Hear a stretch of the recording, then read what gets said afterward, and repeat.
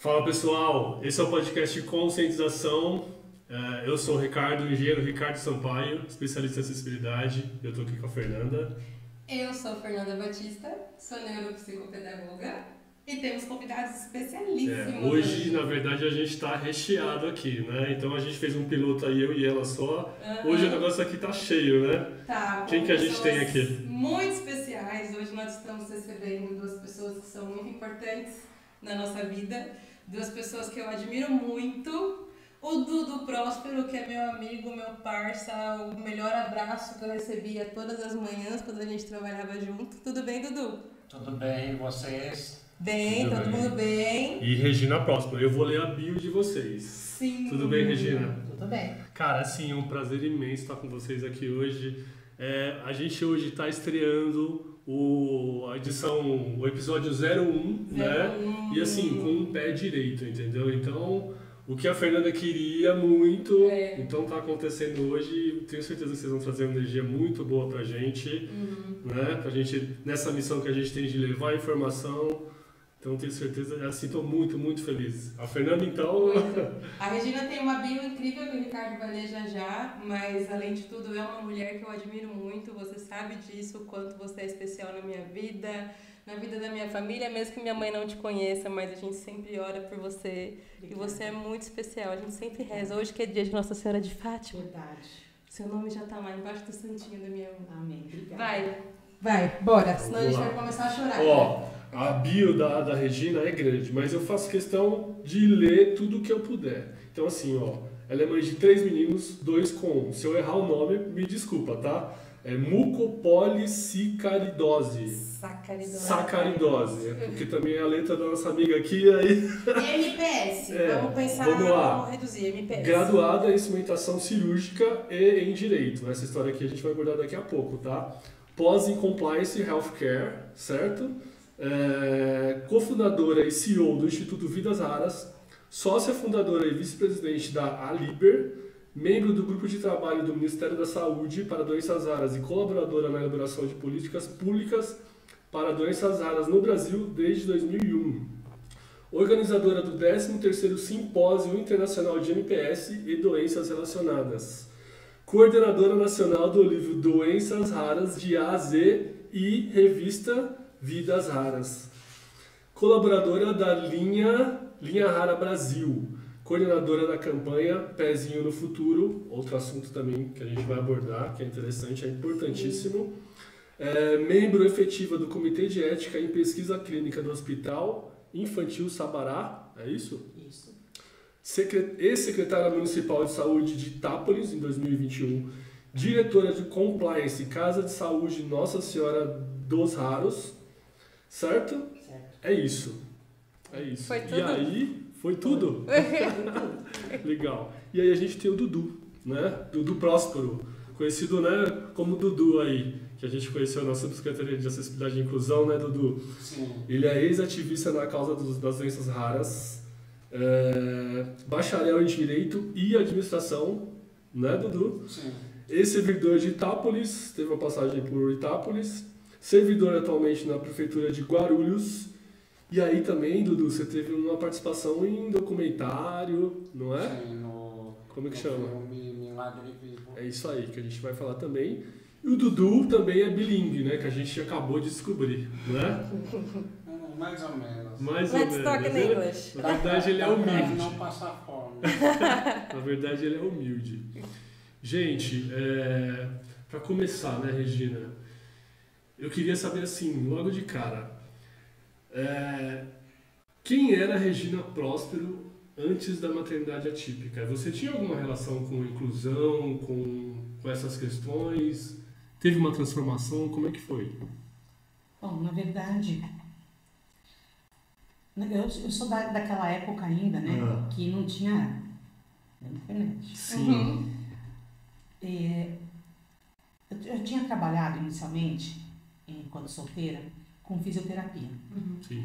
E depois, puxando na memória, eu lembrei que nós tivemos lá entre os nossos pacientes 3 crianças que tinham uma doença rara. Sim. Na época a gente chamava de doença genética. Uhum. Ninguém falava de doença rara. O termo doença rara nasceu em 2008 por conta da Eurordes, né, que veio e até ajudou muito a instituir algumas denominações que foram úteis porque virou internacional. Sim. Né? Então era mais fácil da gente se comunicar com o outro entendendo. Depois que eu casei, eu fui trabalhar no Banco Itaú. Eu já era formada em instrumentação cirúrgica, mas eu consegui primeiro o emprego no Banco Itaú e eu fui. Eu amei o meu emprego, então eu já tinha até esquecido da área da saúde.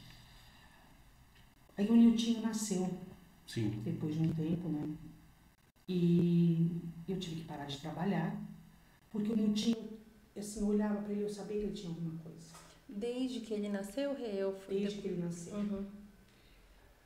Ele já nasceu assim, ele nasceu de um parto prematuro, 33 semanas, ele deu trabalho, mas como a cidade era pequena, os médicos acabaram nem contando para mim e para o pai que ele tinha apresentado quadros de apneia e cianose, que não é normal, óbvio, né? Sim. Mas o médico não falou para nós. Meu irmão, que trabalhava no mesmo hospital, descobriu, né, porque meu irmão de função foi ver o prontuário e estava lá.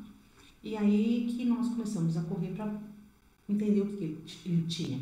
Isso há uns 40 anos atrás? Em 36. 36. Ele vai fazer 37 que o Niltinho nasceu, mas em dezembro, né? Enfim, assim, o meu médico, o meu ginecologista, conseguiu uma vaga para o bebê em Ribeirão Preto, na HC de Ribeirão. Ele foi levado para lá, mas chegando lá, como toda criança que você leva no médico com 40 graus de febre, chega lá e ele não dá um pingo de trabalho, o Niltinho também não deu. Aí o médico falou, né, ele ficou uma semana internado lá, o médico falou, olha, ele está bem, talvez por ser prematuro, ele não soubesse respirar e mamar, respirar e dormir, né? Mas acho que agora, ele falou, agora a gente não vai ter mais esse tipo de intercorrência. Trouxemos ele para casa, mas ele chorava muito, muito. Ele era um bebê, assim, a gente percebia, ele nunca estava calminho, ele nunca estava, sabe, ele nunca conseguia dormir muito tempo. Ele chorava, aquele choro doído, que você dava remédio para tudo e nada passava, sabe?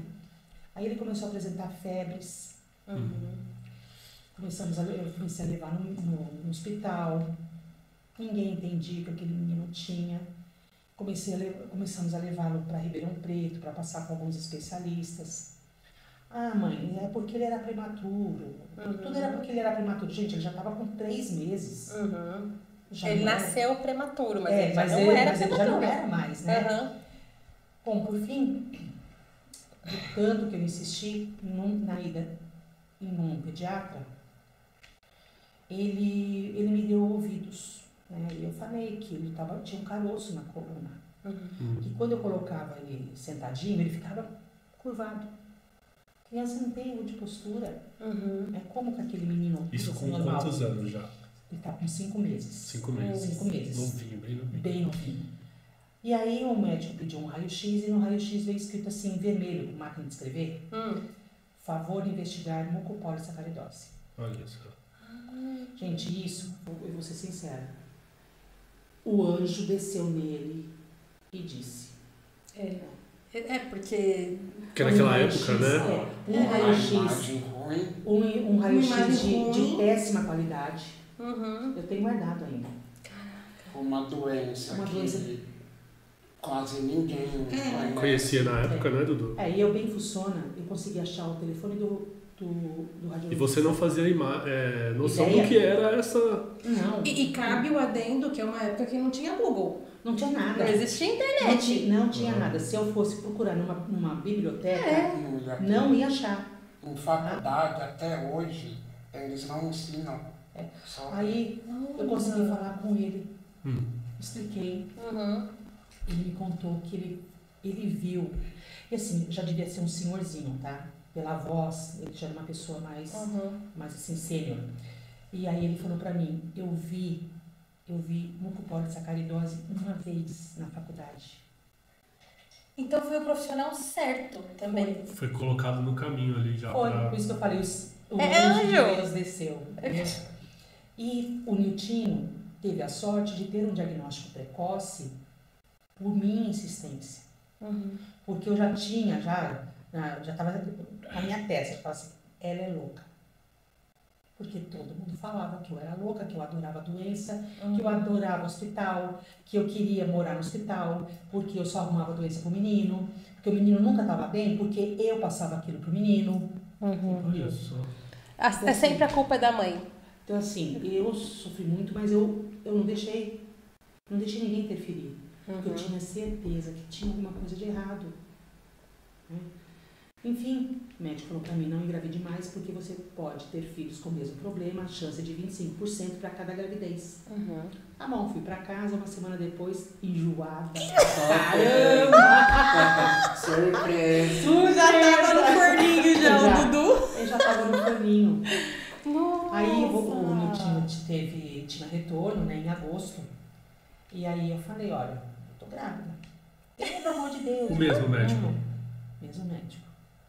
O mesmo médico que viu o Niltinho a primeira vez. Não esse pediatra que pediu o raio-x. Sim. Esse pediatra me encaminhou para a genética de Ribeirão Preto. Né? E aí ele falou, não, pelo amor de Deus, a gente vai precisar interferir, porque olha, você não pode levar isso adiante, porque a chance é muito alta de ter filhos com o mesmo problema. Eu falei, doutor, tiraram, não. Não, mãe, mas é perigoso, Eu falei, tá bom, pode ser perigoso, mas eu não É uma vou vida, fazer. né? Uma vida tem que... Exato. Ele vai nascer e a gente vai cuidar, né? E assim foi. Isso transformou sua vida. Transformou você como pessoa. Olha, Você acha isso? Isso com certeza, sabe? Porque você, a partir do momento que a gente sabe que a gente recebe lá o papelzinho, né, positivo de gravidez, você já não é mais você. A Regina Próspero morreu. Você é a mãe dele. Sim. É verdade. Você é a mãe dele, a mãe dela. É verdade. Né? Porque nada mais é Regina. Né? Eu vou até falar uma coisa, que até hoje, às vezes eu chego em algum lugar e falo assim, eu sou a Regina, tudo bem? A mãe do Dudu. A mãe do Dudu. Sim, você tá aqui. Assim, é a mãe dele. A gente perde a identidade, é verdade. Mas aí que veio tudo isso aqui que eu falei agora, não é? A partir daí que deu aquele... Foi. E olha, eu juro pra vocês, eu tentei desviar o caminho. Como assim? Eu tentei deixar isso de lado. Trabalhar, mas assim, trabalhar em outra coisa. Levar uma vida normal e uma vida normal, ser uma mãe atípica. O ativismo, porque virou um ativismo, Rê. Que na verdade, desde o dia que eu soube da doença, a única coisa que eu fiz foi procurar saber como ela funcionava. A única coisa que se tinha na época era uma folha de papel em inglês.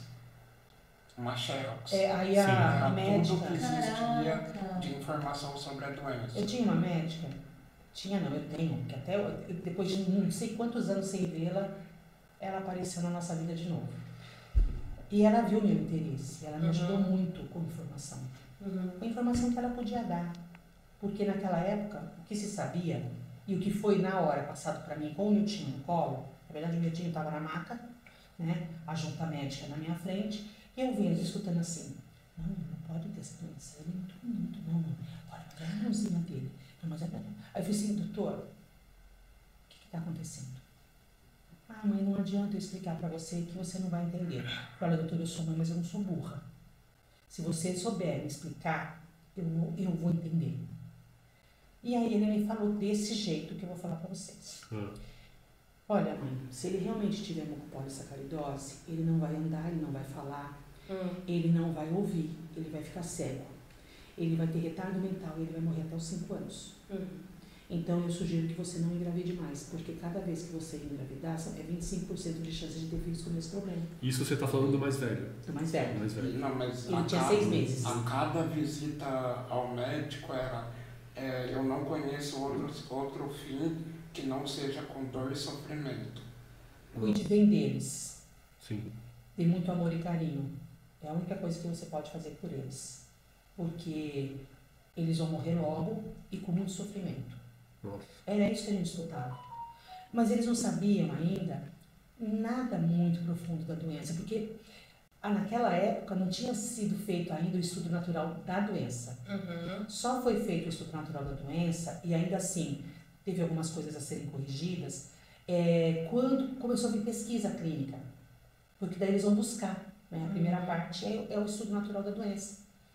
Então eles falavam assim para nós: todos têm retardo. Não.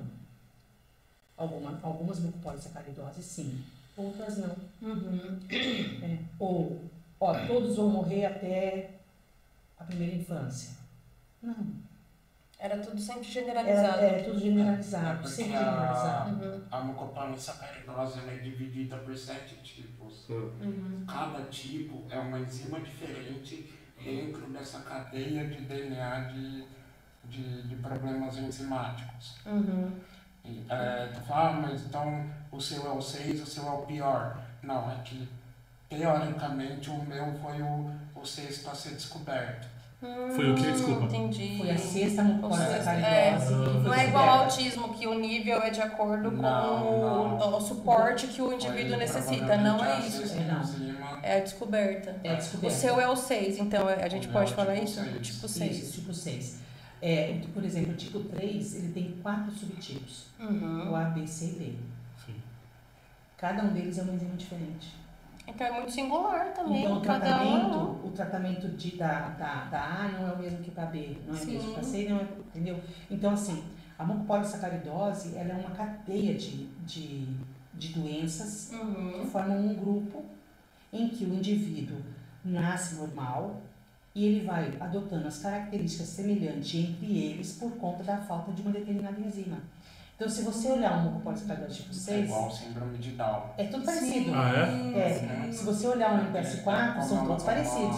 Como é uma doença de depósito, vai depositando até na pele e vai criando características próprias da doença. Entendi. Então, por Mas, exemplo, Regina, ele foi diagnosticado, então, por sorte, né, naquela época, com 5 meses, né? Se ele tivesse sido diagnosticado antes, você acha que teria feito diferença? Naquela época não. Naquela época não. Não. Mas trazendo para hoje, então. Para hoje, se a criança nasce e já tem um diagnóstico de mucopolissacaridose, ela já tem todos os tratamentos incorporados no Ministério da Saúde. Foi um trabalho que o Instituto Vidas Raras fez durante muitos anos e veio como uma conquista, que nós entramos até com uma ação civil pública no Ministério Público, para que o governo federal incorporasse todos esses tratamentos no SUS. Então hoje, nasceu uma criança, ela já vai para tratamento. Então você acha que 5 meses faz total diferença? Faz. Aí a gente começa a falar então das dificuldades na questão de doenças raras do diagnóstico. Que acho que isso é um dos maiores desafios, pelo que eu estou entendendo, na questão de doenças raras, certo? Certo.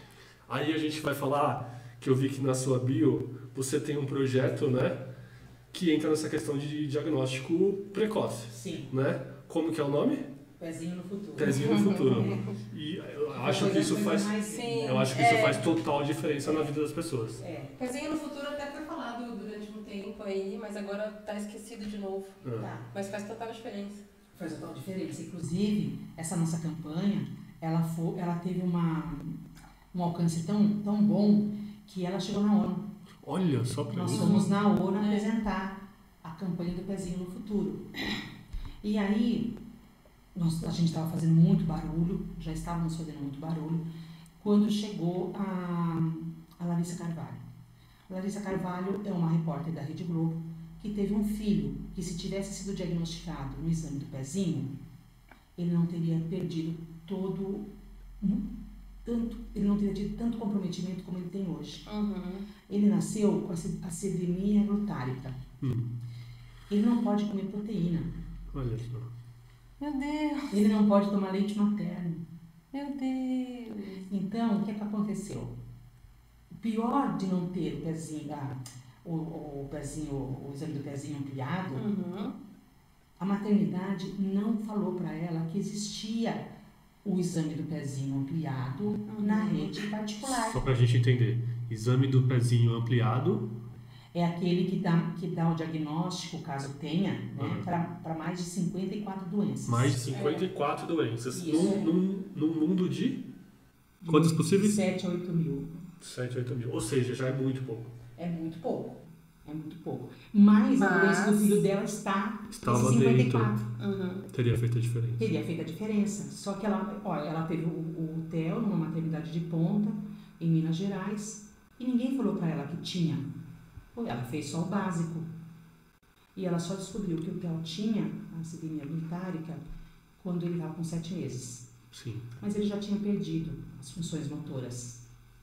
Olha só. E é irreversível.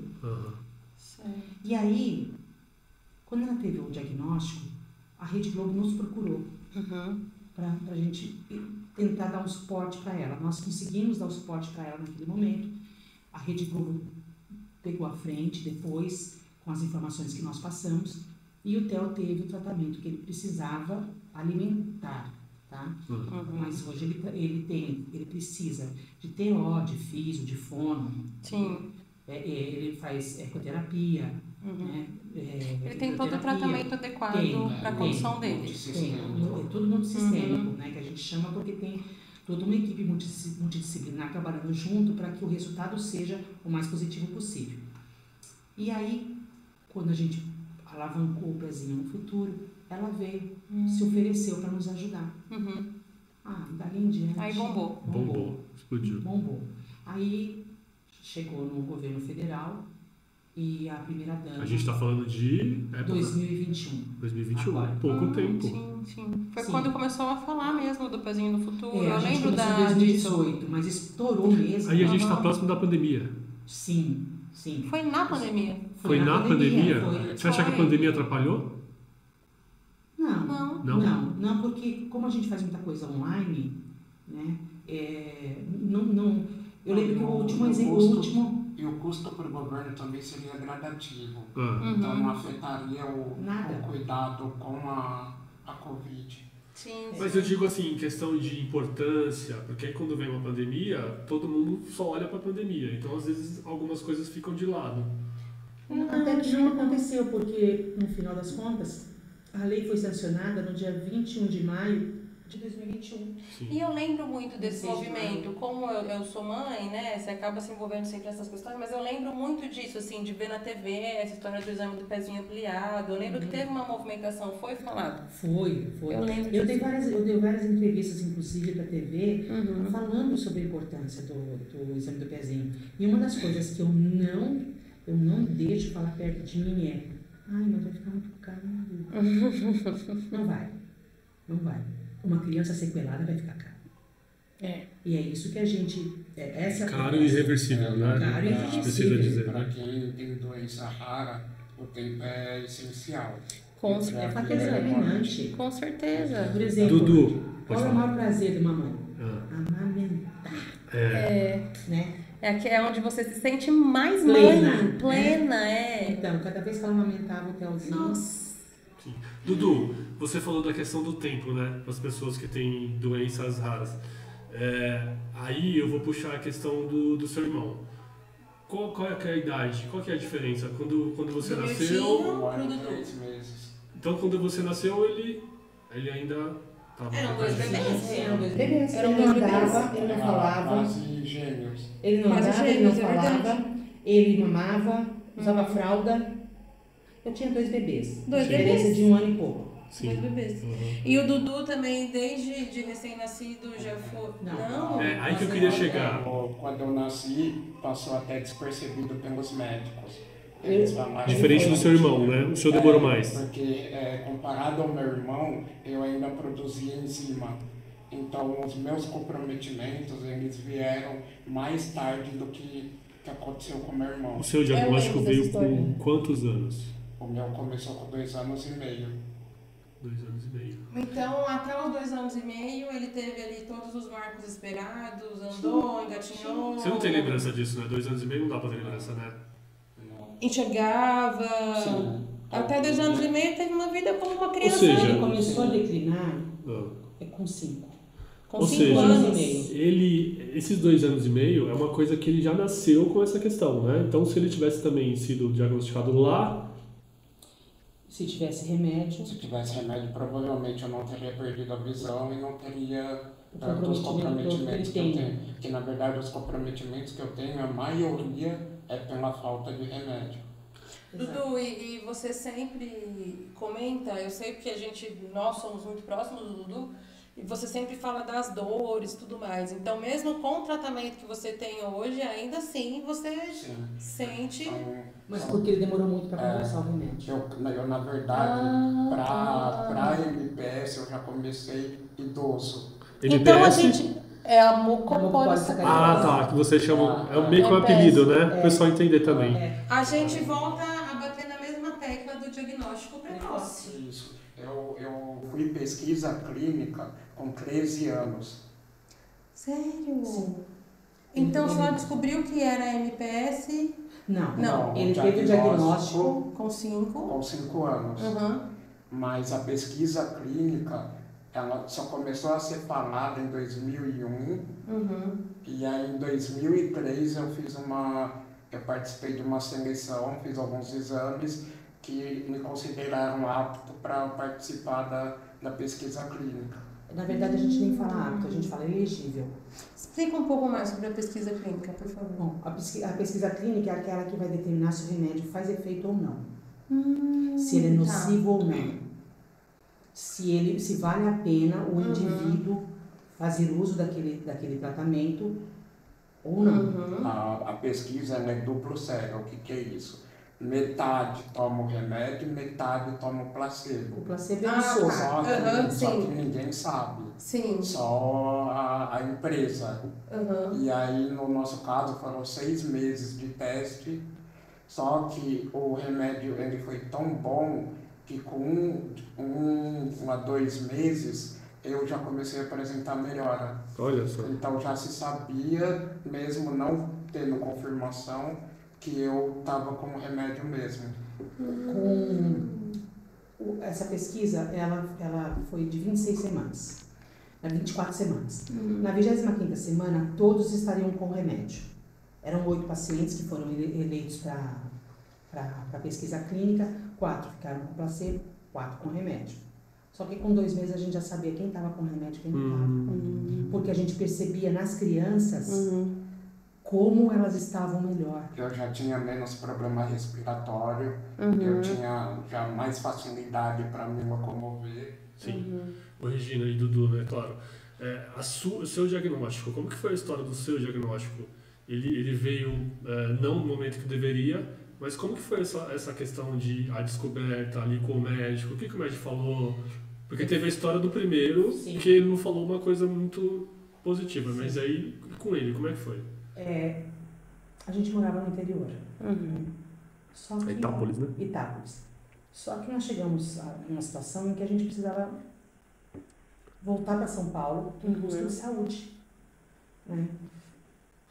E aí, nós esperamos nos estabilizar. Eu fui procurar o HC de São Paulo com uma carta de encaminhamento do HC de Ribeirão para continuar a investigação, tá? Que tinha começado com o Niltinho com 6 meses. O Niltinho já estava com 3 anos, com 2. Eu fui procurar o HC. Aí a médica falou assim para mim: você tem mais filhos? Eu falei: tenho mais um, mas ele não tem a doença. Que seria ele? Aí ela falou: não, mas traz os 2, então, no dia da consulta. Quando eu entrei na sala com os 2, ela fez assim: mãe, os 2 com mucopolissacaridose. De olhar? Eu falei: não, doutora, ele não tem. Ela falou: tem, mãe. Eu falei: não, doutora, ele tem uma saúde bem melhor do que a do Niltinho. Ela falou: mas ele tem, mãe. Eu vou colher um melodrama e amanhã eu te falo, mas eu tenho certeza que ele tem. Aí no dia seguinte ela ligou, ele também tinha. Olha! Só de olhar. Mas o que estava pegando? Era a mucopolissacaridose. Mas qual tipo? Certo. Que faz diferença, faz muita diferença. Sim. Hoje, principalmente, porque dependendo da mucopolissacaridose, tem mucopoli que não tem remédio. Mas nós temos lá várias que tem. E aí, estava difícil de chegar nesse subtipo, né, tipo da mucopoli, que demorou ainda mais uns 2 anos. O Porto Alegre, que é quem faz os exames até hoje, reservou as amostras deles, dos irmãos Prósperos, e mandou para Londres. 4 meses depois veio o resultado. que era tipo 6. Contando o início do meu irmão até o diagnóstico final, foram 5 anos. 5 anos. Nossa, muito. 5 anos de muitas coletas de exame, coletas de Nossa. material, urina, sangue, muitos outros exames e não conseguia chegar ao diagnóstico. E como que foi, assim, essa primeira fase de vida deles, a escola? Como que foi? Eles chegaram a frequentar... O Minutinho chegou a frequentar a escola? Sim. Os dois? Os dois. Uhum. Então, quando nós mudamos para cá, né, nós viemos para cá, que nós conseguimos nos estabilizar, o médico também, aí eu fui atrás de uma escolinha. Uhum. E muita gente criticava, porque imagina, vai levar para a escola, para que vai judiar? Vai morrer cedo. Vai morrer cedo mesmo, para que ele vai? Isso as pessoas falavam, né? Vai morrer Algum cedo. médico falou isso? Não. Não, da família mesmo. Da família? Da família? Muita gente É. falava. E aí, eu fui batendo de frente, né? Como boa mãe leoa. Eles eram tão inteligentes. Uhum. Por que ia deixar em casa? E a sua civilização? Uhum. E eles eram, sabe, muito assim, eles eram daquele tipo que chamava atenção em todos os lugares, não pela aparência. Uhum. Também pela Também. aparência. O Dudu é super tímido, gente, não conversa com ninguém, não O socializa. Netinho tinha uma cabeça maior que o normal, Uhum. né? E óbvio que existia comentários, mas ele adorava os amiguinhos, ele adorava a escola. E criança não tem preconceito, É, gente. não tem, Criança não tem. criança É, pequena verdade. mesmo, criança, ninguém Não nasce tem, com preconceito. Não Não nasce. nasce. Ele se cria em casa. Aham, exatamente. E aí eu levei para a escola. O meu tio faleceu quando ele estava no prézinho, Ele tinha quantos 6 anos? anos. 6 anos? 6 anos. Mas assim, sem brincadeira, gente, o enterro daquele menino parecia de personalidade pública. Tinha tanta gente. E você tendo que se manter forte porque o Dudu tinha 5 anos. Você Eu tinha também tive o que outro bater. serzinho Eu ali. tive que bater de frente também no velório, porque queriam que o Dudu fosse lá ver o irmão. Eu falei, gente, Não, pra que ele vai? quê? Pra dar uma Não. sala pro menino se fosse. Uma hora ele vai, sei lá, no espelho, ele pode falar assim, mas peraí, se o Não. irmão morreu, eu vou morrer também. Exatamente. Ele não tinha maturidade pra estar lá. Né? E Até hoje eu tenho lembranças do... Você porque tem? ele estava junto quando internou. Uhum. Eles iam comigo para todos os lugares, os dois juntos. E aí chegamos lá no hospital com o Miltinho, ele estava tão ruimzinho que já ficou no hospital, no Incor. Uhum. Do Incor ele foi pro ICR, do ICR ele foi pro Modelo. Ele foi assim, no Modelo, Hospital Modelo. Sim. Mas ele estava junto. Porque ele era muito pequeno. Aí o que eu fiz? Quando a médica falou que ia ter que internar, eu estava com o namorado da minha irmã, Uhum. que estava me ajudando com os dois. Aí eu liguei pro Nilton, falei, ó, você precisa vir pra cá, porque o Niltinho vai fazer uns exames e ele tá pedindo você. Porque se eu falasse que o Niltinho ia internar, o Nilton vinha se arrebentando no caminho. Liguei pro meu irmão, falei, Renato, vem pra cá, que o Niltinho vai ficar internado, você precisa levar o Niltinho embora. Uhum. Então assim, eu consegui resolver tudo ali de forma que um cuidou dele, o outro, e eu fiquei com o outro. Uhum. E ele não voltou para casa. Aí, para contar para esse daqui, Uhum. ele não quis saber. Uhum. Todas as vezes que a gente entrava no assunto, ele mudava de assunto. Um mês depois que o Vitinho tinha falecido, o meu sobrinho, que tem a mesma idade deles, Uhum. chegou com uma florzinha e falou, tia, você pode levar lá no cemitério para o Vitinho? Aí ele começou a falar assim, não, o meu irmão não morreu, o meu irmão não está no cemitério, meu irmão não morreu. Aí eu sentei com ele e falei, tá, ele não está no cemitério, já está no céu. Uhum. Aí depois daquilo ele Uhum. aceitou. Mas era assim, tinha por exemplo, um estojo. Eu dei tudo, cheguei em casa, tudo que tinha do meu tinha, Sim. eu não desfiz. Aí acho que ficou estojo, escola, e aí eu fui dar para ele e falava assim, não, não é meu, é do meu irmão. Mas ele também não perguntava, onde está meu irmão? Uhum. Nesse mês.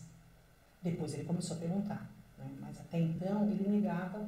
Passou pelo período de negação. Então assim, você já pensou se ele tivesse ido no velório? Nossa, Não, não, é um não, trauma é. desnecessário. É, Sim, é. sim. E foi do luto à luta, então. Aí você nem teve muito tempo de sentir ali o Eu luto. não pude ter nada. No meu caso, coincidência ou não, foi a partir daí que eu comecei a declinar de A partir dos 5 anos. Foi ali na mesma época, né? Dos 5 até os 13, eu quase fui embora. Várias vezes.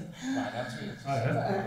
E o seu coração de mãe? Você já tinha perdido um e aí o Em Dudu... 99 eu cheguei a conversar com o São Pedro, mas eu acho que eu bati tanto no meu irmão porque ele foi embora e me deixou. São Pedro falou, volta.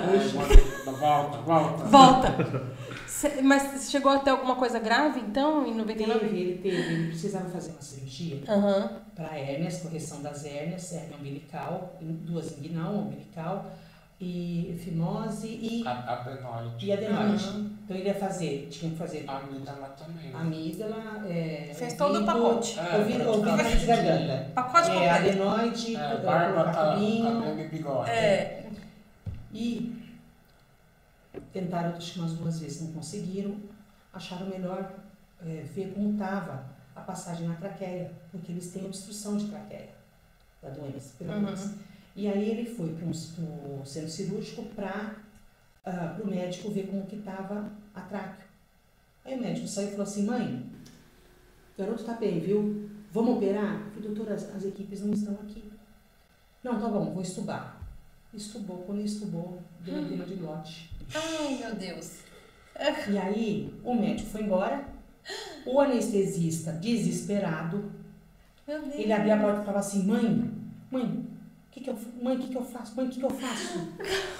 Aí, no fim, a gente não podia entrar no centro cirúrgico, eles liberaram o Dudu para vir para fora. Oxigenação a 40. Meu Deus. Aí eu corri, chamei as médicas dele, a médica fez assim pra mim, mãe, você tem que entender, esse é o fim mesmo. Meu Deus. Ô, Dudu, até aproveitando já essa deixa, né? A gente passa por algumas Então, Dudu, até aproveitando essa deixa, acho que vocês ouviram muitas coisas, né? Principalmente lá atrás, né? Então, aí você participou de um documentário, né? Chamado Milagre Vivo, né? Algumas pessoas até te chamam de Milagre Vivo, né, Dudu? Você já ouviu isso ou como é que é? Na verdade, falou mais referência, exemplo, situações que eu particularmente eu não me considero. Sim. Assim, como que foi esse documentário? Conta pra gente. Na verdade, foi uma iniciativa do Padre Marlon. Grande Padre Marlon, grande Padre Marlon. Escolheu 5 pessoas para fazer o depoimento durante o filme. Sim. E aí eu fui uma das pessoas. E assim, das 5 partes, a minha é a cômica, né? Por quê? Porque eu não consigo levar de um jeito dramático, triste.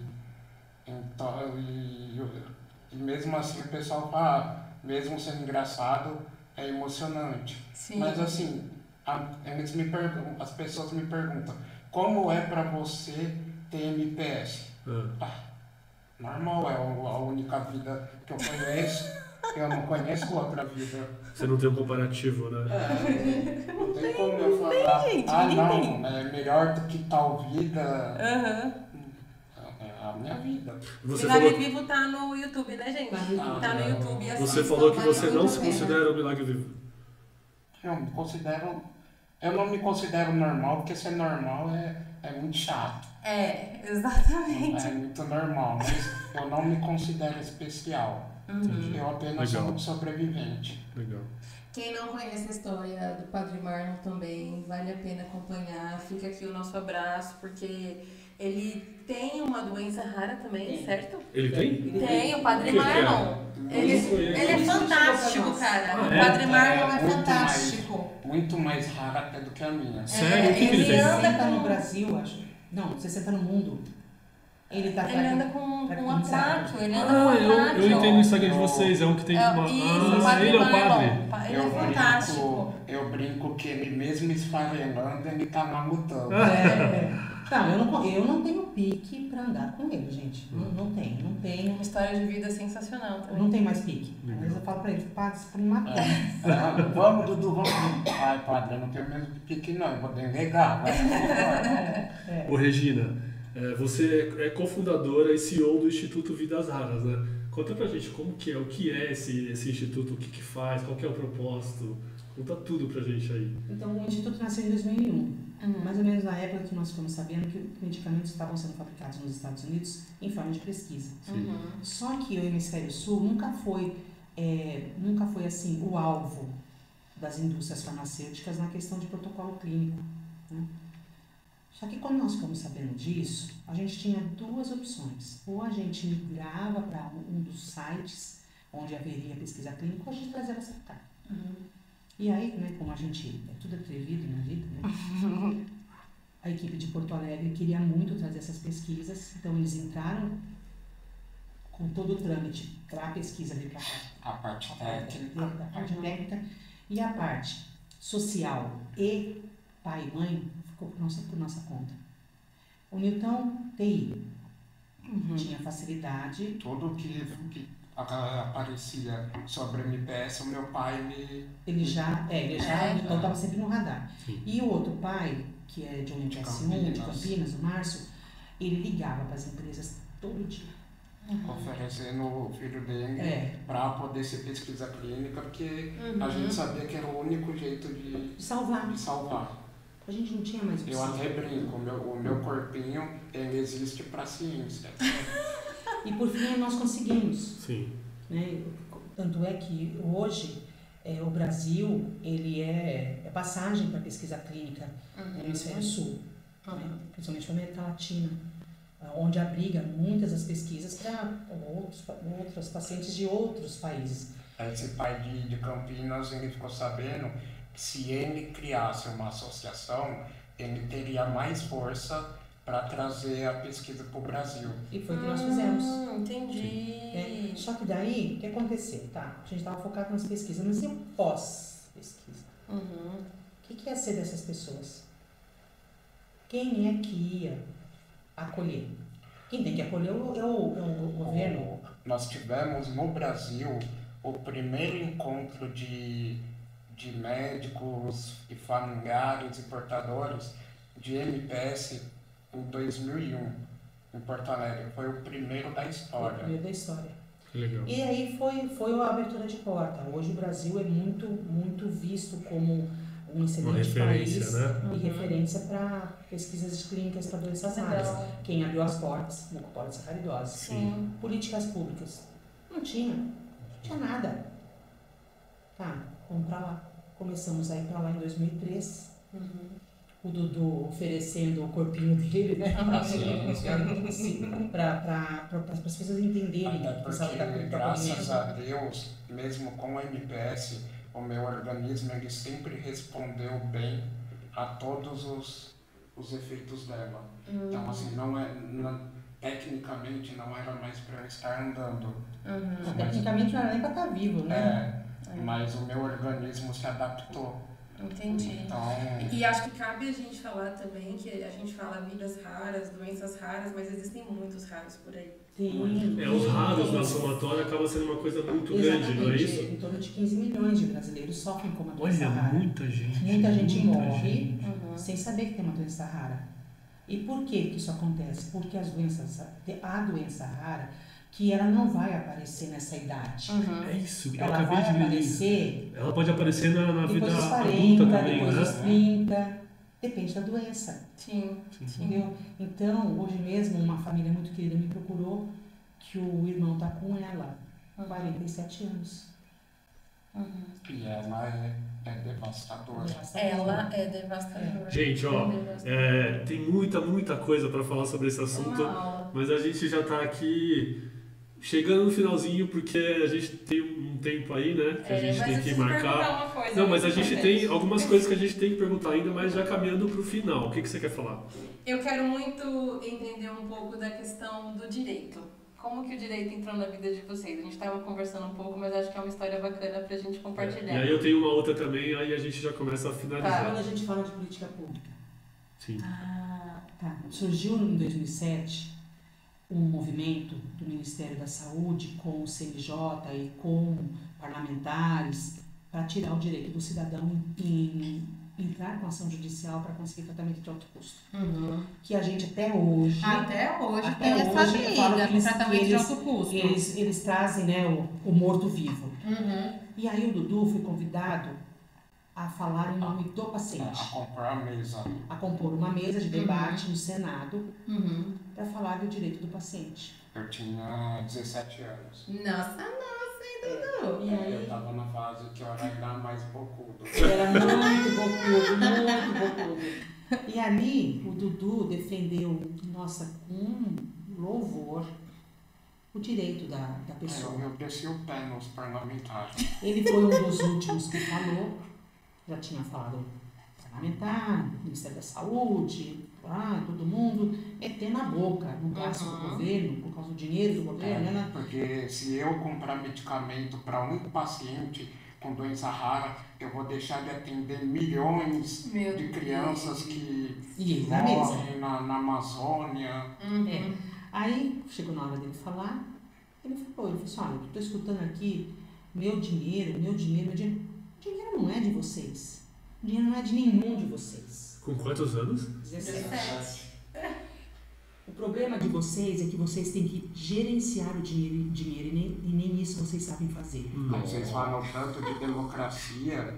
Democracia, que eu saiba, é vocês governarem pro povo. Exatamente. Não para quem vocês consideram que deve. Não para fazer política, né, Dudu? Ele falou um monte de Aí eu coisa. falei um monte de coisa, o pessoal tudo assim, vai ser preso. Não, eu não sabia, mas ele não tinha entrado. Aí eu só olhava pros lados para ver se tinha policial chegando.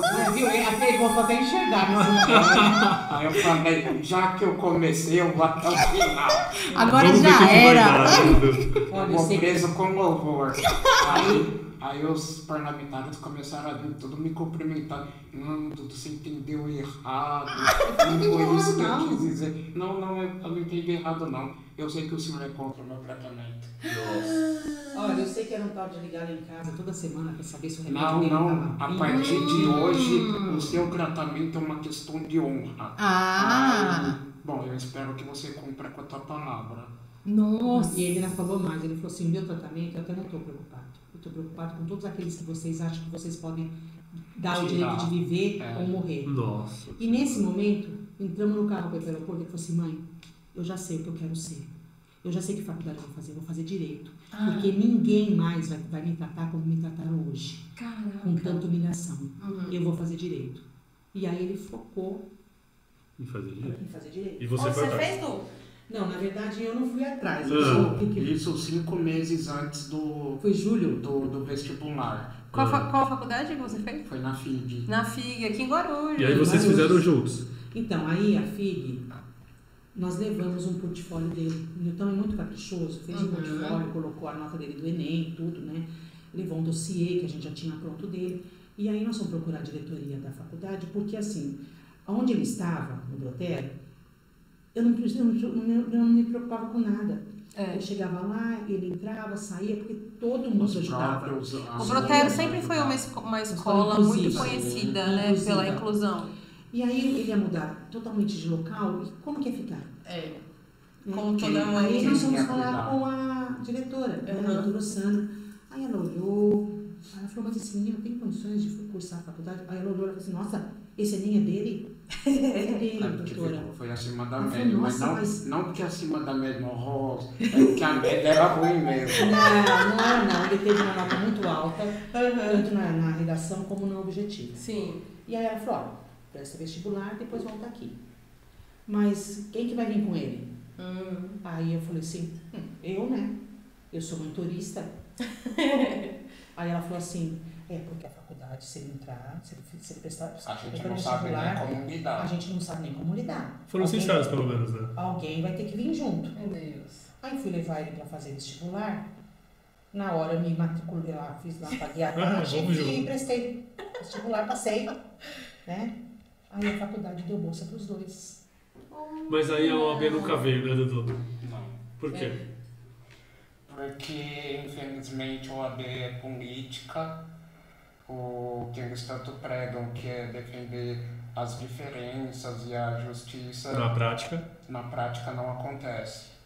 E a acessibilidade na segunda fase é muito discutível e eles não estão abertos a mudar o sistema ortodoxo deles. Ficou Então, apelo, então. Só pra ficar claro, por que o Dudu o cara tão inteligente não tem uma OAB? Porque ele não consegue, por questões de acessibilidade, fazer uma simples prova. Exatamente. Então, não, mas viu, eu vou falar outra coisa. A maior parte dos concursos que ele presta, ele não consegue atingir uma nota boa, porque se tiver inglês, para começar, se tiver inglês, a pessoa que vai ler para ele não conhece inglês. Então ele não conhece, ele vai não consegue. ele. Atrapalha. Provas que tem tabelas e gráficos. Não dá para passar para ele. Não dá para passar, porque ele vai dar a resposta. E é importante a gente pensar aqui que pro Dudu até a questão do braille é diferente, por conta da sensibilidade das mãos. Ele sabe escrever em braille, mas ele não consegue ler. Eu sou Porque ele não, eu brinco que ele é um Mazarop, né? Ele sabe escrever, mas não sabe ler. Né? Que é uma dificuldade da parte sensitiva. Então fica aí, né? Fica aí o nosso apelo aí para que a gente consiga levar a informação e chegar às pessoas na instituição que tem que ir. Vários pedidos na OAB, inclusive chegou até a OAB Federal, e infelizmente eles lavaram as mãos, falando que é o sistema da banca e que eles não podem se envolver. Mas a hora de receber a inscrição são bons, sabe? Sim. Toda a parte de concurso é boa. Só que teve concurso que ele se inscreveu, na véspera do concurso a gente ficou sabendo que tinha sido indeferido o retorno dele. E não devolveram o dinheiro, entendeu? Então assim, são coisas que inacreditável. Aquele concurso que foi aprovado toda a parte de benefícios, né, que é o medor, a pessoa que faz a leitura e a transcrição, toda a parte que eu preciso de ajuda, chegou na hora da prova, negaram, e aí a fiscal bancou. Entendi. Gente, é difícil. Vamos ver se isso daí muda, né? Gente, assim, pra gente já chegar no finalzinho, duas questões que eu queria abordar. Vocês são muito religiosos, né? Sim. Católicos. Sim. Você também, Dudu? Você é católico? Sim. E vocês, eu vi que vocês tiveram uma experiência de conhecer o Papa, né? Sim. Quem foi e como foi essa história? Eu fui 3 vezes. Você foi 3 vezes? Eu fui em 2013, em setembro de 2013, e eu fui para levar a mensagem dos raros. E quando ele chegou perto de mim, como uma boa brasileira, eu agarrei ele e beijei ele. O Papa Francisco foi, né? Foi. Mas aí eu pedi pra ele, falei pra ele, mostrei um folder. Papa Francisco era, gente, independente da região. Papa Francisco, cara. Eu levei um folder que tinha o Dudu na capa. E eu comecei a falar com ele tava sorrindo. E quem vê as fotos vê que ele vai fechando o semblante. Falei pra ele, né, da dificuldade que a gente tinha, que os governos não nos davam apoio. E por último eu pedi pra ele que se o Vaticano pudesse fazer uma mensagem falando sobre a dificuldade que as famílias sentem, né, pela exclusão, marginalidade, a falta de acolhimento do governo, isso seria muito bom para as famílias, seria um alento. Isso foi dia 18 de setembro, no dia 25 de setembro eles soltaram essa nota. Nossa! Eu tenho essa nota até hoje. Olha! Aí eu fiquei muito emocionada. Aí depois, em 2018, 28 de fevereiro, ia cair numa quarta-feira, que é o dia do beijamão. Sim. Aí nós conseguimos convites para ele. É a época de conscientização das doenças raras. Fevereiro. Fim de 28 de fevereiro. Sim, fevereiro. Ia cair numa quarta-feira, e que era o dia do beijamão. Então nós mandamos um pedido para o Vaticano, solicitando uma audiência com algumas pessoas com doenças raras, e foi aprovado. Chegamos lá, estava menos 8 graus. E aí nós fomos levados para um outro ambiente. Desceu, o aeroporto fechou.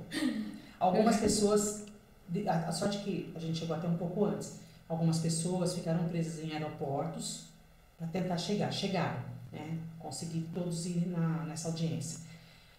E aí, como estava muito frio, nós fomos levados para a capela João Paulo VI. E nem todo mundo pôde ficar junto. Tinha mais ou menos 10 mil pessoas, aí foi dividido em 2 igrejas. Na verdade, assim, essa audiência do beijamão, se você for olhar, ela é feita na Praça São Pedro. Geralmente tem 80 mil pessoas. Tá? Só que só um grupo fica com o Papa. Como estava nevando ainda, essa capela cabe 6.300.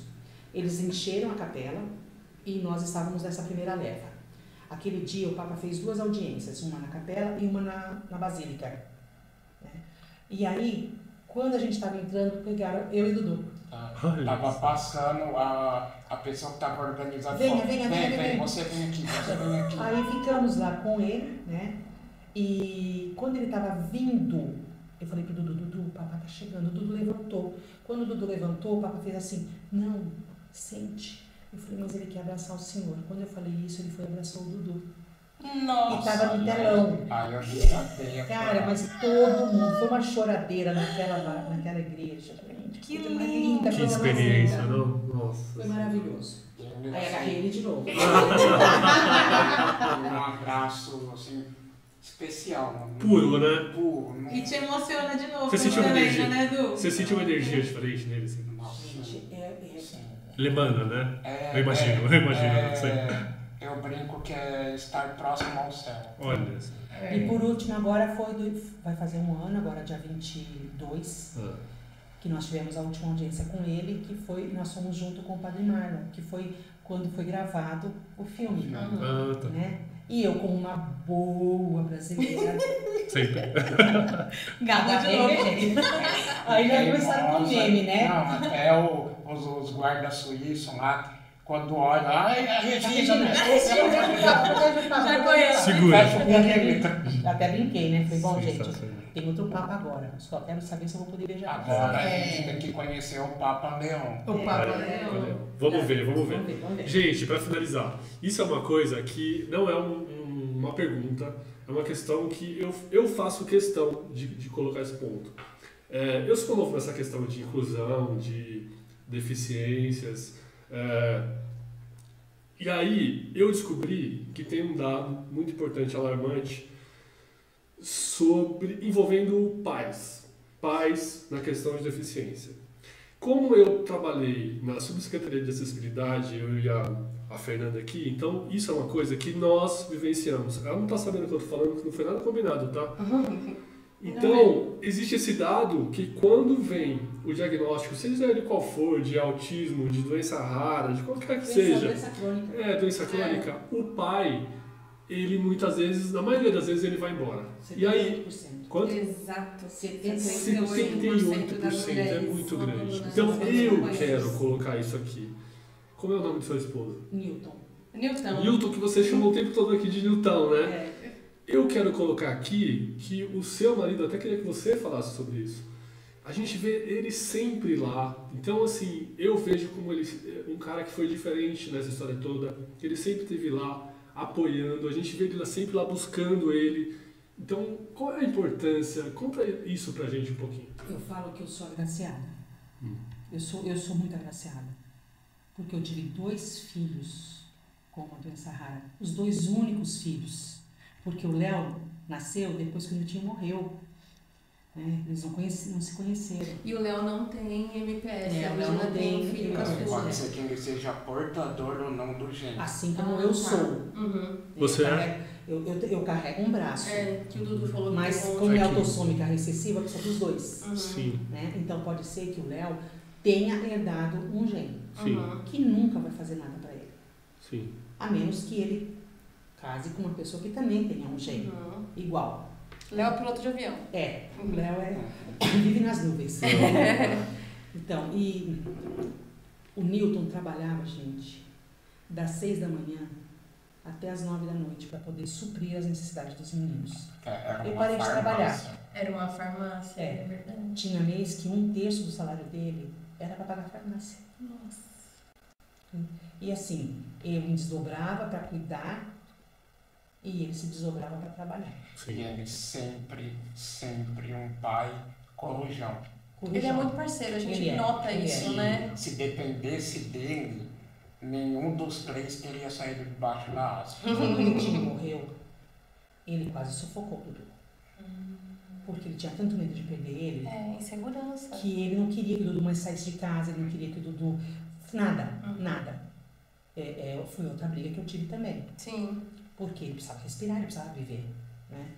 Mas eu falo até para os meninos que 2 escolhas que eu fiz muito bem na minha vida.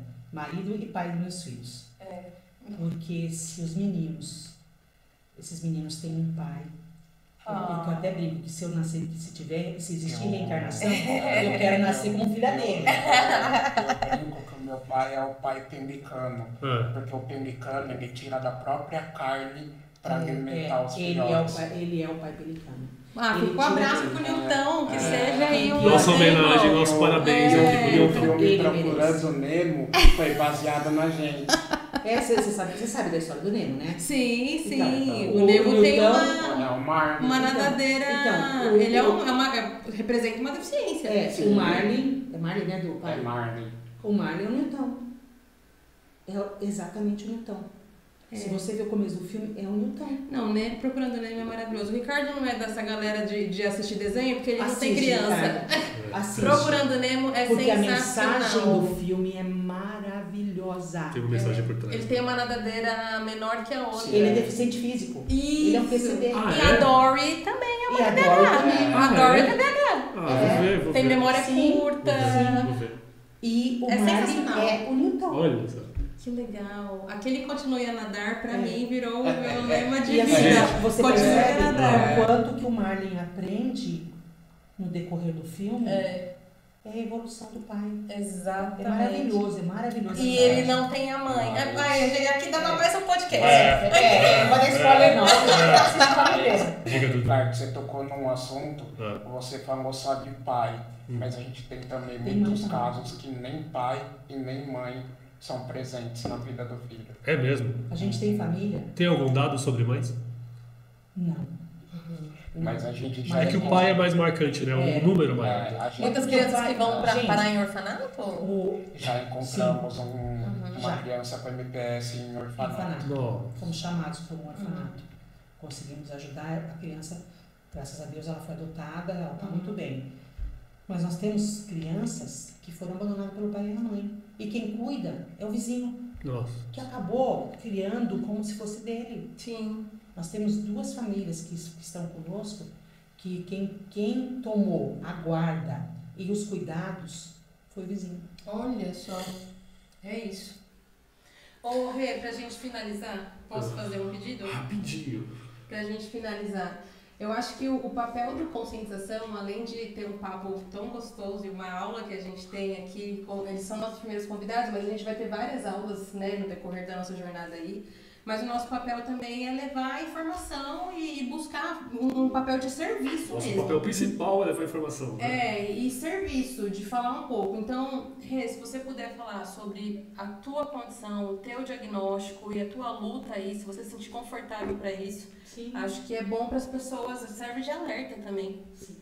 Bom, todo mundo fala que raio não cai 2 vezes no mesmo lugar, né? Lá em casa caiu 3, né? 3 raios. O Dudu, o Niltinho e eu. Eu fui diagnosticada com câncer raro em 2020 e a princípio os médicos acharam que eu estava limpa, né?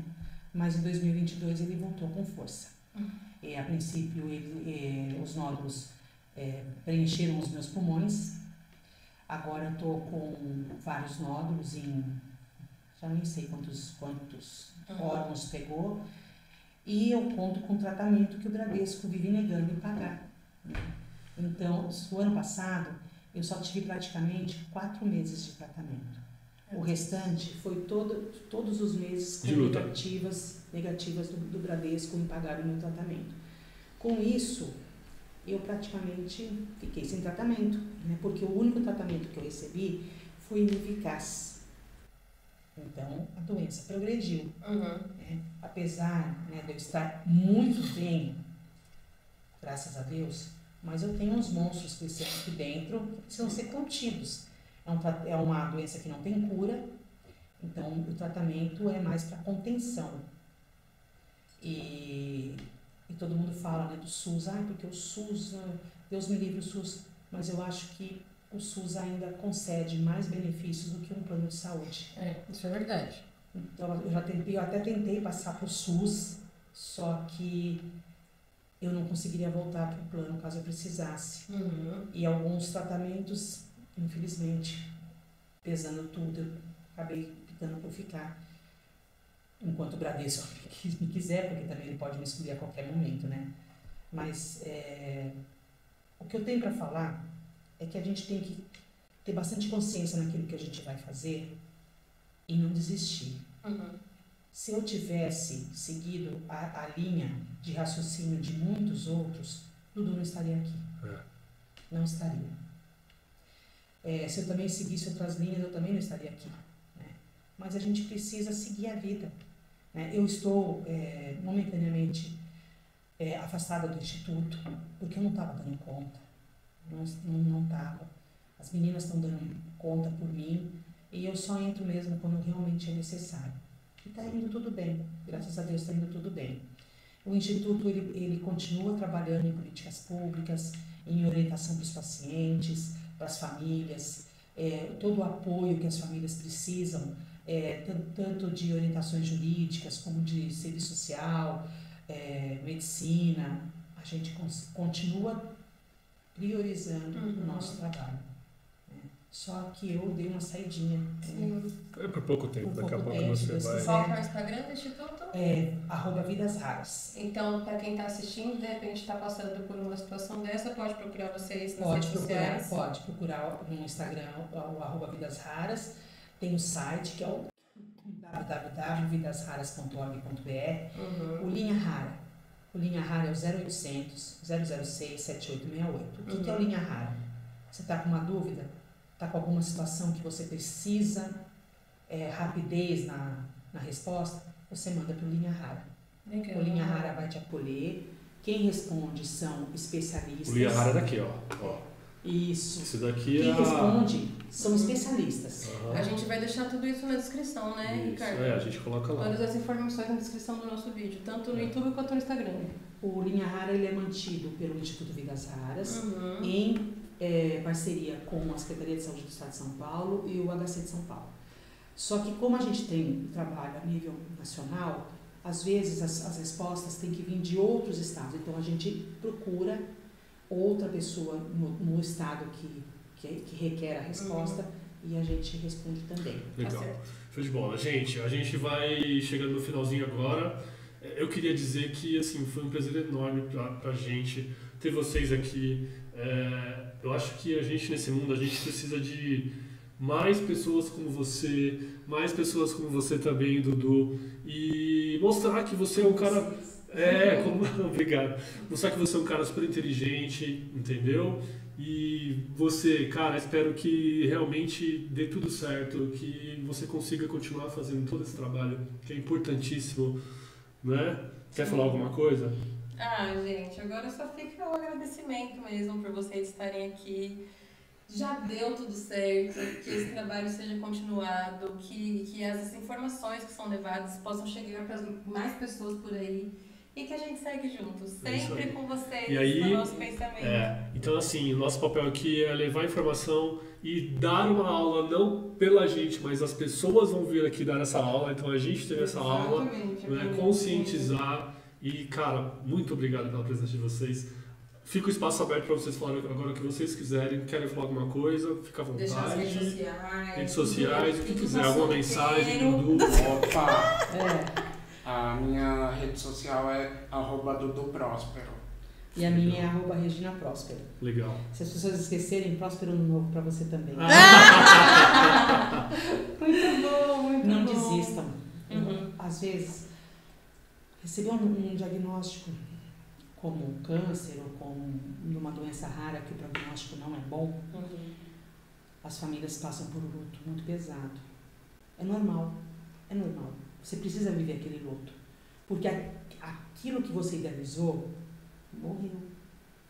Agora você tem que assumir uma postura diferente diante daquilo que você tem em mãos. Isso é importante. É não ficar no luto. É isso. É levantar, sacudir a poeira e dar a volta por cima. É isso que a gente tem que fazer. É isso. É isso aí. Então fica aí essa lição de vida, né? Vocês são uma lição de vida pra gente, né, Fernanda? E aí a gente vai ficando por aqui e... Obrigada. Valeu, obrigado. A gente que agradece. Até gente, até mais.